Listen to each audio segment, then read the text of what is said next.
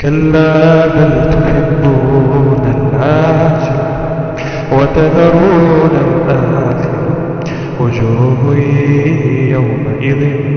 ناظرة إلى ربها ناظرة ووجوه يومئذ باسرة تظن أن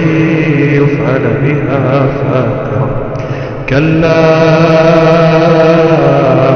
إذا بلغت التراقي وقيل من راق وظن أنه الفراق والتفت الساق بالساق إلى ربك يومئذ المساق فلا صدق ولا صلى ولكن كذب وتولى ثم ذهب إلى أهله يتمطى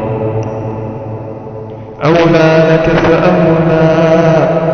ثم أولى لك فأولى أيحسب الإنسان أن يترك سدى ألم يكن نطفة من مني يمنى ثم كان علقة فخلق فسوى